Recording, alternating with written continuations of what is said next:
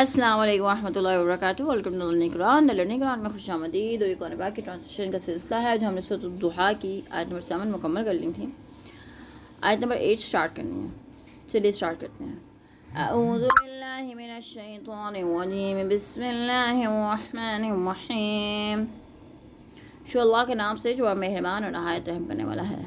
وَوَجَدَكَ عَائِلًا فَأَغْنَىٰ. اور آپ کو مفلس پایا تو مالدار کر دیا.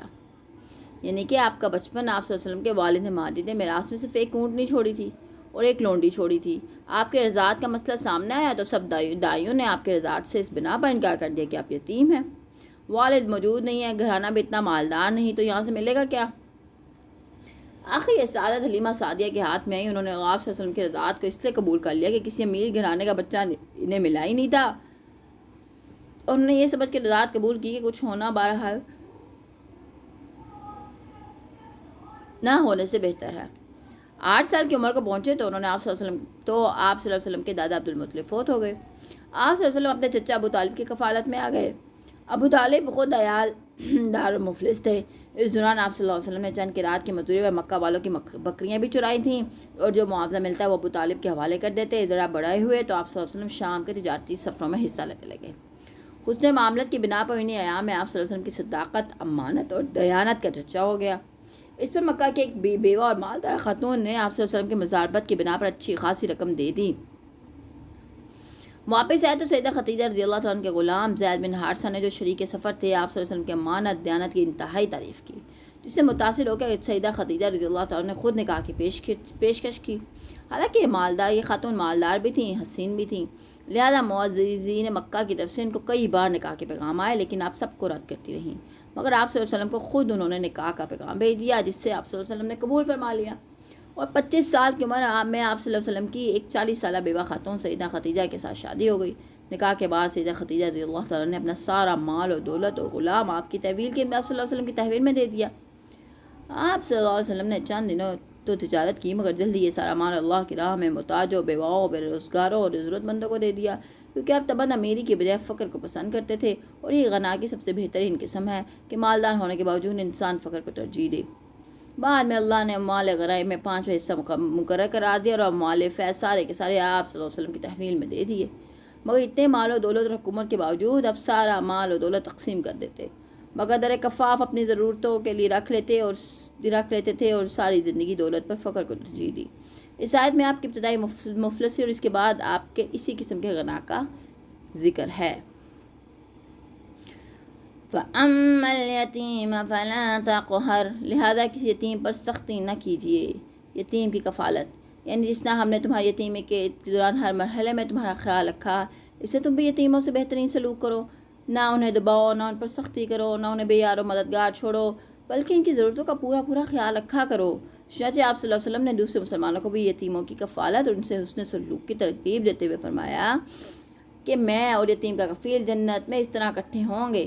پھر آپ صلی اللہ علیہ وسلم نے شہادت کی اور وسطی انگلی کی طرف اشارہ کیا اور انہیں تھوڑا سا کھول دیا. وَأَمَّا السَّائِلَ فَلَا تَنْهَرْ. اور نہ ہی کسی سائل کو جھڑکیے، سائل سے نرم برتاؤ. سائل کا معنی کوئی چیز مانگنے والا بھی ہو سکتا ہے، کوئی بات پوچھنے والا بھی. پہلے معنی کے لحاظ سے تو مطلب یہ ہے کہ اگر تم سے کوئی چیز مانگنے والا ہے تو اسے ضرور کچھ نہ کچھ دے دو، اور دینے کو نہ ہو تو کچھ نرمی سے معذرت کر دو. یعنی سائل کو جھڑک دینا جائز نہیں، جیسا کہ درج الحدیث میں سے واضح ہے کہ سیدنا ابو موسیٰ اشعری کہتے ہیں کہ آپ صلی اللہ علیہ وسلم کے پاس جب کوئی سائل آتا یا کوئی شخص اپنی حالت بیان کرتا تو آپ صلی اللہ علیہ وسلم صحابہ سے فرماتے کہ تم بھی سفارش کرو، تمہیں اجر ملے گا، اور اللہ تعالیٰ اپنے پیغمبر کی زبان سے جو چاہے گا حکم دے گا. عبدالرحمن بن بجید اپنی دادی سے روایت کرتے ہیں کہ انہوں نے آپ صلی اللہ علیہ وسلم سے پوچھا کہ بعض دفعہ کوئی سائل میرے دروازے پہ آن کھڑا ہوتا ہے جس سے میرے پاس دینے کے لیے کچھ نہیں ہوتا، تو میں کیا کروں؟ آپ صلی اللہ علیہ وسلم نے فرمایا اگر تم فقیر کو دینے کے لیے بکری کے ایک جلے ہوئے کھر کے سوا کچھ نہ پاؤ تو وہی اس کے ہاتھ میں رکھ دو، یعنی کہ سائل کو کچھ نہ کچھ دے دو. ایک دفعہ آپ صلی اللہ علیہ وسلم نے فرمایا کہ میں تمہیں ایسے آدمی کی خبر نہ دوں جو سب سے بدتر ہے. صحابہ نے عرض کیا ہاں بتائیے. فرمایا وہ شخص جس سے اللہ کے نام پر مانگا جائے اور وہ کچھ نہ دے.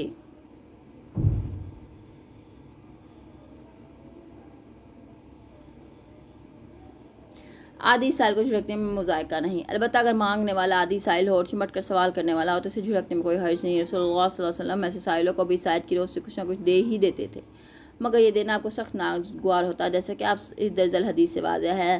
سیدنا معاویہ کہتے ہیں آپ صلی اللہ علیہ وسلم نے فرمایا مجھ سے چمٹ کر سوال نہ کیا کرو، جو شخص بھی تم میں سے مجھ سے کوئی سوال کرتا ہے تو میں اسے کچھ نہ کچھ دے دیتا ہوں، حالانکہ میں اس کو مکروہ سمجھتا ہوں، اس طرح اس چیز میں برکت نہیں رہتی جو اسے میں دیتا ہوں۔ سیدنا عمر فرماتے ہیں کہ ایک دفعہ رسول اللہ صلی اللہ علیہ وسلم نے صدقے کا کچھ مال تقسیم فرمایا تو میں نے عرض کیا یا رسول اللہ صلی اللہ علیہ وسلم، اللہ کی قسم اس کے مستحق تو اور لوگ بھی تھے۔ اس کے جواب میں آپ صلی اللہ علیہ وسلم نے فرمایا ان لوگوں نے دو باتوں میں سے کسی ایک بات پر مجبور کر دیا، یا تو بے حیائی ڈٹائی سے مجھ سے مانگے یا میں ان کے آگے بخیل ٹھہروں، اور میں بخل کرنے والا نہیں۔ ایسی احادیث سے علماء نے استنباط کیا ہے کہ غیر مستحق عادی قسم کے اور چمٹ کر سوال کرنے والوں کو جھڑکنے میں کچھ حرج نہیں۔ اور اگر سائل کے معنی کوئی بات یا مسئلہ پوچھنے والا لیا جائے تو اس کی دو صورتیں ہیں کہ سوال کرنے والا غیر مذہب اور جڑی قسم کا انسان ہو، ایسے شخص کو جھڑکنا نہیں چاہیے بلکہ لا علمی اور جہالت پر محمول کرتے ہوئے مسئلہ بتا دینا چاہیے اور پوری طرح سمجھا دینا چاہیے۔ دوسری سچ یہ ہے کہ علم رکھنے والا خود اپنے علم کا ذم اور غرور رکھتا ہو اور اپنے آپ کو کوئی بڑی چیز سمجھتا ہو اور اپنی اسی بد مزاجی پر عام لوگوں کو کوئی سوال کرنے یا مسئلہ پوچھنے پر جواب دینا پسند ہی نہ کرے، انہیں جھڑک دے۔ یہ بڑے گناہ کی بات ہے اور اس آیت میں اس چیز سے منع فرمایا ہے۔ وَأَمَّا بِنِعْمَةِ رَبِّكَ فَحَدِّثْ، اور آپ کے پروردگار نے جو انعام کیا ہے اسے بیان کیا کیجیے۔ کچھ نعمتوں کا ذکر اللہ تعالیٰ نے اس صورت میں کر دیا ہے، اس کے علاوہ آپ صلی اللہ علیہ وسلم پر اللہ کے بے شمار احسانات تھے۔ اللہ کی نعمتوں کے ذکر اور اظہار کا بہترین طریقہ یہ ہے کہ تہہ دل سے اللہ کا شکر ادا کیجیے۔ یہ بڑی خوبصورت بات ہے کہ اللہ کی نعمتوں کے ذکر اور اظہار کا بہترین طریقہ کیا ہے کہ تہہ دل سے اللہ تعالیٰ کا شکر ادا کیجیے، اور قطعاً یہ نہ سمجھا جائے کہ مجھ میں کوئی خاص اہلیت یا قابلیت تھی جس کی وجہ سے مجھ پر اللہ نے احسان کیے، بلکہ انہیں محض اللہ کے فضل و کرم پر محمول کر دیا جائے۔ ان نعمتوں کا اسی جذبے کے تحت دوسروں کے سامنے، لوگوں کے سامنے اقرار و اعتراف بھی کیا جائے، مگر اس احتیاط کے ساتھ کہ اس اقرار و اعتراف میں فخر و مباحات کا شائبہ تک نہ ہو۔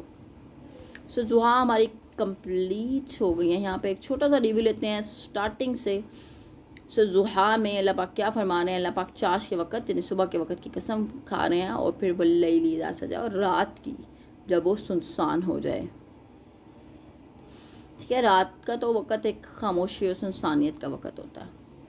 یہاں پہ اگلی آیت میں آیت نمبر 3 میں اللہ پاک فرما رہا ہے کہ آپ کے پروردگار نے نہ تو آپ کو چھوڑا ہو نہ ناراض ہوا ہے، یعنی کہ اصل میں کچھ سلسلے تک وہی کا سلسلہ بند ہو گیا تو نبی کریم صلی اللہ علیہ وسلم تھوڑے پریشان ہوئے، اور مطلب کہ پتہ نہیں اللہ پاک ناراض تو نہیں ہو گئے یا کیا ہو گیا، اور 2-3 دن انہوں نے نبی کریم صلی اللہ علیہ وسلم نے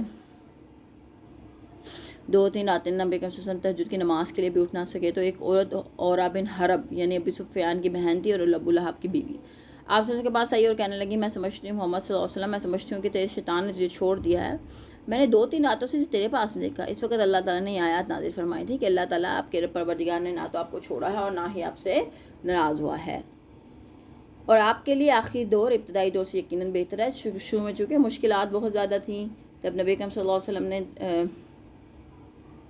جب نبوت کا سلسلہ سٹارٹ ہوا تھا تو کفار مکہ کے جتنے مسائل تھے، جتنی وہ تنگیاں دیتے تھے، تو اللہ پاک فرما رہے ہیں کہ کفار مکہ کے زیادہ ہی ظلم و جور سے نہ گھبرائیے، کیونکہ آپ کی زندگی کا ہر آنے والا دور پہلے دور سے بہتر ہوگا۔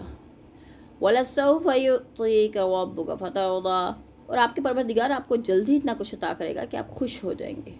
پھر اللہ پاک فرما رہے لم یجدک یتیما فآویٰ، کیا میں نے آپ کو یتیم نہ پایا، پھر یتیم پایا پھر ابھی آپ کو ٹھکانہ فراہم نہ کیا؟ یعنی کہ جب نبی کریم صلی اللہ علیہ وسلم یتیم ہو گئے، ان کے پیدائشی 2 ماہ پہلے ہی ان کے والد کا انتقال ہو گیا، ان کی والدہ کا انتقال 6 برس کی عمر میں ان کی والدہ کا انتقال ہوا۔ پھر ان کی جو سرپرستی تھی حضرت ابو مطلب کے عظیم آ گئی۔ ان کے دادا بہت پیار کرتے تھے نبی کریم صلی اللہ علیہ وسلم سے،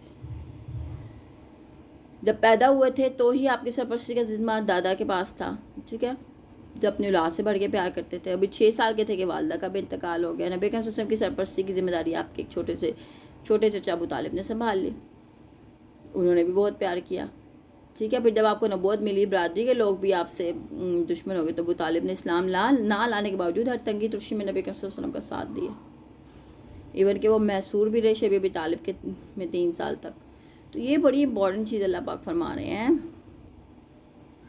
کہ اللہ تعالیٰ یہ احسان بتا رہے ہیں کہ آپ کے یتیم ہونے کے باوجود آپ کو سرپرست ایسے عطا کیے جو اپنی جان سے بڑھ کر آپ کو عزیز رکھتے تھے، اپنی جان سے بڑھ کے آپ سے محبت کرتے تھے.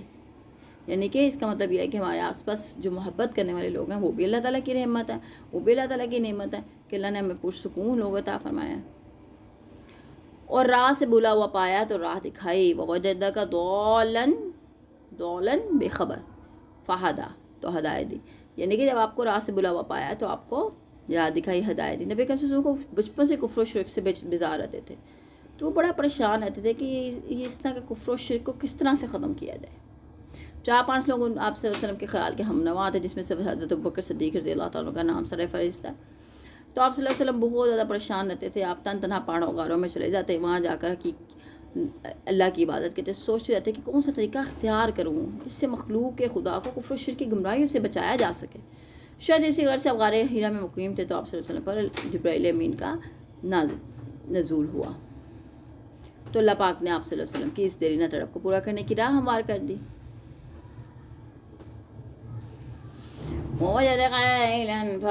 آپ کو مفلس پایا تو مالدار کر دیا، لہذا کسی یتیم پر سختی نہ کیجیے، نہ کسی سائل کو جھڑکیے، اور آپ پر آپ کے پروردگار نے جو انعام کیا ہے اسے بیان کیجیے، اس پہ شکر ادا کیجیے. شکر بہت بڑی نعمت ہے. اللہ تعالیٰ نے جو شکر جیسی چیز ہے نا، اللہ نے بہت بڑی نعمت دی ہے. جس انسان کو شکر کی عادت ہے نا، اللہ اس کی دنیا اور اس آخرت کو آسان فرما دیتے ہیں، کہ اللہ کو شکر کرنے والے لوگ بہت پسند ہیں. دعا ہم نے مکمل کر لی ہے. انشاءاللہ نیکسٹ ویڈیو میں ملاقات کریں گے. ٹل دین ٹیک کیئر. اللہ حافظ.